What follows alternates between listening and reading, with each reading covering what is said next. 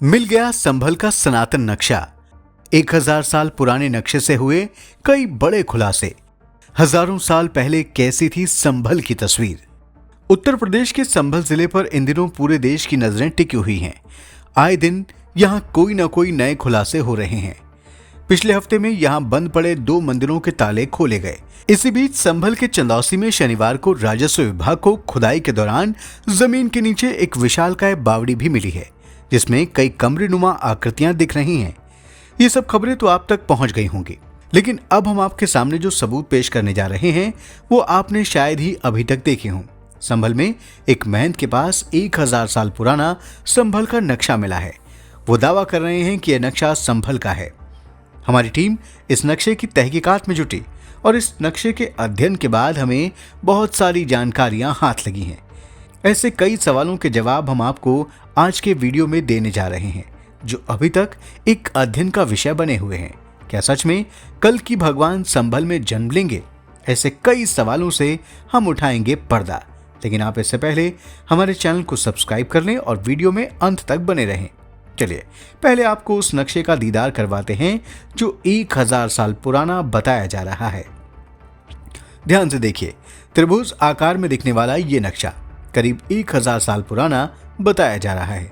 एक महंत का कहना है कि यह नक्शा शक संवत 987 का है। अगर आसान भाषा में समझें तो 1000 साल से भी ज्यादा पुराना। जी हाँ, चलिए नक्शे पर दिखाई दे रहे इन मंदिरों के बारे में भी जानने की कोशिश करते हैं। आपकी स्क्रीन पर दिखाई दे रहे इस नक्शे को आप देख सकते हैं, जो साफ साफ त्रिकोण के आकार में दिखाई दे रहा है।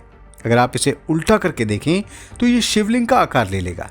इस नक्शे के 3 कोने हैं। एक कोना दक्षिण, दूसरा कोना पूर्व और तीसरा हिस्सा उत्तर की तरफ है। एक नक्शे में यह साफ साफ लिखा है कि तीनों कोनों पर एक एक मंदिर होगा।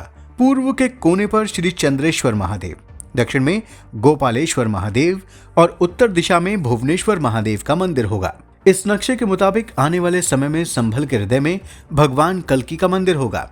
ध्यान से देखिए, इस नक्शे के मध्य में एक मंदिर आपको दिखाई दे रहा है। हम इसी मंदिर की बात कर रहे हैं।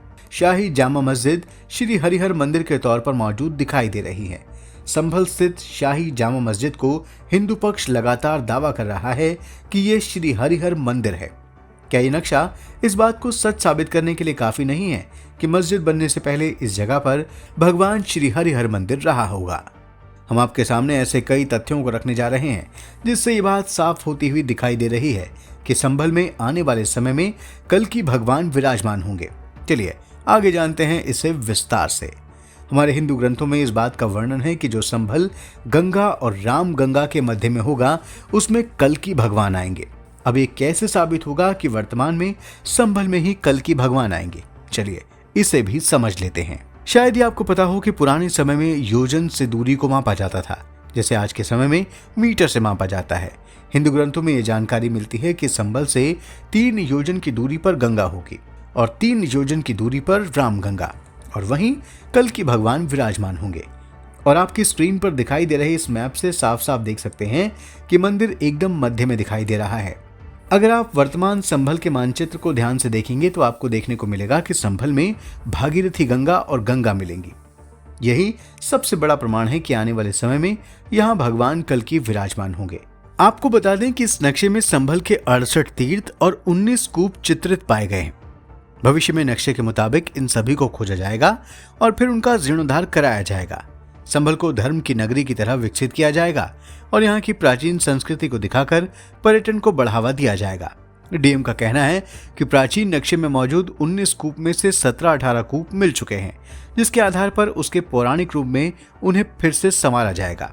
आपको बता दें कि संभल का पौराणिक नाम शंभल है, यानी शंभू की नगरी, और जो इसका प्राचीन मानचित्र है उसमें 3 और भगवान शिव के मंदिर हैं। क्या यह सबूत इस बात को सच साबित करने के लिए काफी नहीं है कि आने वाले समय में भगवान कल्की यहाँ विराजमान होंगे? आपका क्या कहना है हमारी इस खबर पर? कमेंट सेक्शन में जरूर बताएं। ऐसी ही खबरों को देखने के लिए हमारे चैनल को सब्सक्राइब करना न भूलें। धन्यवाद।